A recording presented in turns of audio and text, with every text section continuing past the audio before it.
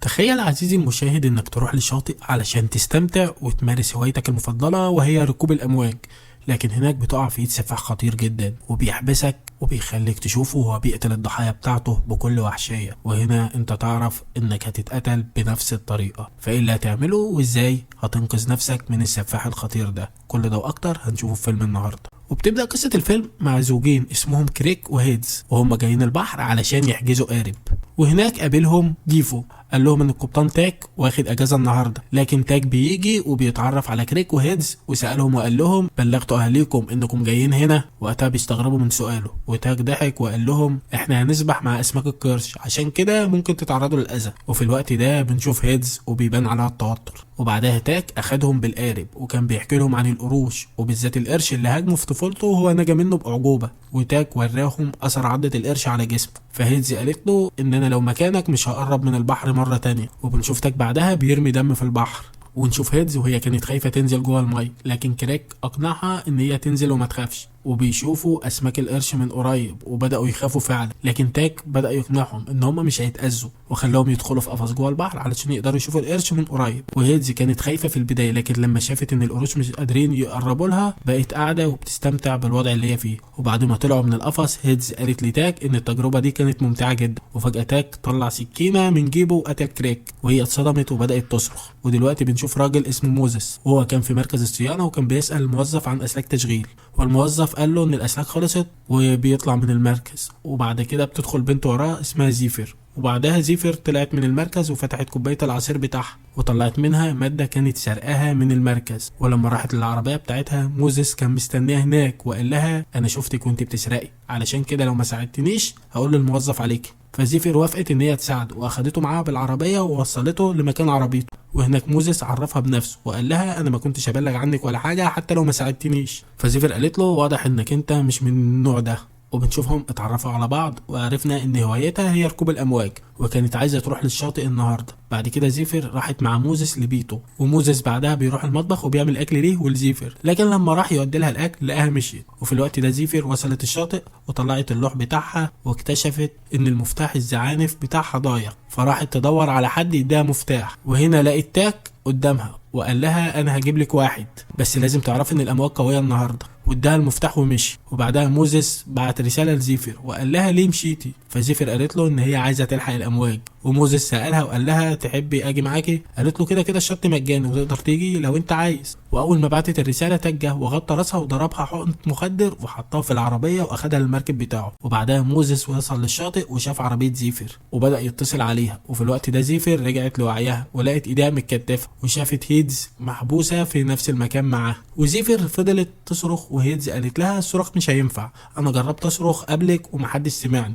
وبيكونوا في نص البحر علشان كده ما كانش اي حد قادر يسمعه. وزيفر كانت بتدور على دبوس علشان تفتح الكلبشات بس ما لقتش، فسالت هيدز وقالت لها في حد بيدور عليكي؟ وهيدز قالت لها انا جيت هنا مع جوزي بس مش عايز احكي لك ايه اللي حصل معاه علشان ما خوفكيش. وفي الوقت ده موزس كان ماشي في الشارع وشاف البلديه وهم ناقلين عربيه زيفر، فقلق وراح لمركز الشرطه وبلغ عن اختفائها. لكن الشرطي ما اخدش الموضوع بجديه لان موزس ما كانش يعرف غير اسم زيفر الاول، لانه ما كانش يعرفها غير بقاله يوم واحد بس. وهنا هيدز قعدت تحكي لزيفر وقالت لها ان مامتها ما كانتش عايزاها تروح الرحله دي بسبب الجرائم اللي بتشوفها في الاخبار، لكن انا اتخانقت معاها وما سمعتش كلامها ورحت، ودلوقتي انا مش هقدر اشوفها تاني. وبعدها هيدز سالت زيفر ازاي انت اتعلمتي تفتحي الاقفال بدبابيس الشعر؟ وزيفر قالت لها اتعلمتها من سجن الاحداث. وهنا لاحظت قطعه حديد ناعمه في هدوم هيدز فطلبتها منها علشان تفتح الكلبشات، وبالفعل هيدز ادتها لها فورا، لكن قبل ما تفتحها تاك دخل الاوضه فزيفر خبت الحديده. وقتها بيديهم اكل وخلاهم يشربوا ميه وطلع. وزيفر رجعت بسرعه تحاول تفتح الكلبشات، لكنها في الوقت ده حست بدوخه وفجاه هيدز اغمى عليه. وزيفر عرفت ان تاك حط لهم حاجه في الميه، وهنا هو دخل واخد الحديده من زيفر. بالليل هي رجعت لوعيها ولقت نفسها مربوطه فوق المركب، وهيدز كمان كانت مربوطه هناك، وتاك مثبت كاميرا في المركب. زيفر بدأت تصرخ علشان يفكها بس هو مهتمش لانهم في نص البحر. وبعدها تاك اخد خصلة من شعر هيدز، بعد كده ربطها بالحبل وراح لجهاز التحكم وسحب الحبل، وهيدز اترفعت فوق وخلاها فوق سمك القرش بالظبط. زيفر فضلت تتوصل ليه انه ما يرميهاش في الميه، وقالت له انت ايه هدفك انك تقتل الناس بالوحشيه دي؟ فتاك قال لها انا برمي الاكل للقروش علشان السياح يستمتعوا بالمنظر. وهنا نزل الحبل وخلى نص جسم هيدز جوه الميه، والقروش بدأوا يهاجموها ويقطعوا في جسمها لحد للأسف ماتت. وتاك قال لزيفر انك انت هتكوني مكانها بكره، وبعدها رجعها للأوضة وشفناها وهي بتكتب اسمها واسم هيدز على الحيطة، لكنها لقت أسماء تانية كتير وعرفت إن في بنات كتير قبلها حصل معاها نفس الشيء. وفي الوقت ده تاك حط خصلة شعر هيدز على غلاف السي دي بتاع الفيديو بتاعها، وشفنا ان عنده مجموعة كبيرة جدا من التسجيلات، وطلع سي دي جديد وكتب عليها اسم زيفر. تاني يوم بنشوف موزس وهو بيسبح في الشاطئ، وفي الوقت ده تاك دخل لزيفر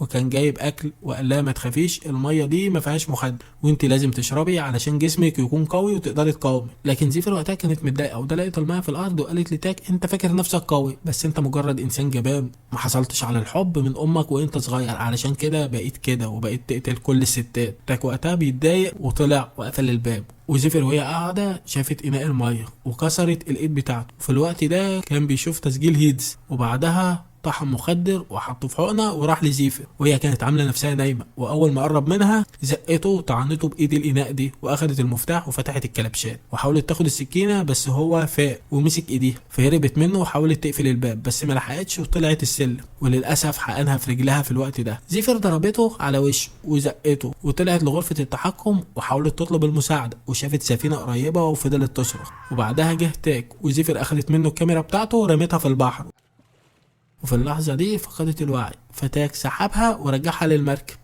لما جه الصبح موزس كان بيشوف كاميرات المراقبة وشاف عربية زيفر، وبعدها طلعت عربية تاك فركز عليها وعرف اسمه وعرف انه بيشتغل مع السياح، بس ما عرفش موضوع القتل ده، واتصل عليه بس الرقم كان مشغول فسجل له رسالة صوتية. وفي الوقت ده تاك اشترى كاميرا جديدة، وموزس وصل للمركب ودخل يدور على زيفر، وفعلا قدر يوصل للأوضة وهي قالت له هات أداة نفتح بيها الكلبشات وروح كلم الشرطة بسرعة. موزس في الوقت ده راح يجيب الأداة، بس تاك دخل وزقه وضربه بقوة. موزس سيطر عليه وكان هيخنقه، بس جه ديف وضرب موزس على ظهره وانقذ تاك. وهنا ديف سمع صوت زيفر واستغرب وسأل تاك انت حابس بنت هنا من غير علمي؟ فتاك وقتها ضرب ديف على راسه وحبس موزس مع زيفر، وموزس اعتذر لها انه ما قدرش ينقذها، فقالت له مجرد انك جيت تدور عليا دي بطولة كافية. تاك اخدهم بره وربط موزس بالحبل ونزله للبحر، وزيفر قالت لموزس ما تتحركش وخليك ثابت، وفعلا القروش ثابته، فتاك رفعه وطعنه بالسكينة وكان هينزله تاني علشان ريحة الدم تكذب عليه اسماك القرش، بس شاف طيارة قريبة فرجعه وحبسه.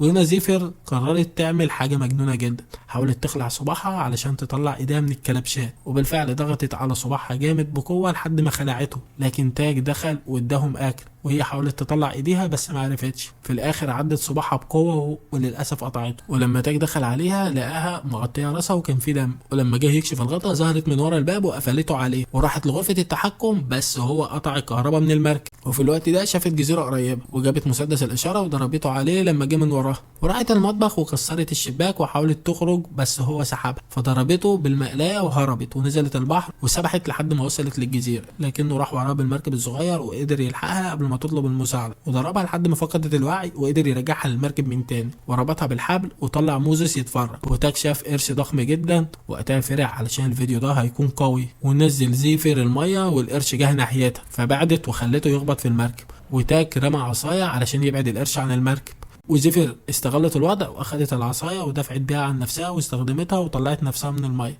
والقرش رجع تاني وزيفر وقتها بتتوتر وبتقع في الميه من جديد والحبل اللي مربوطه بيه بيتفك.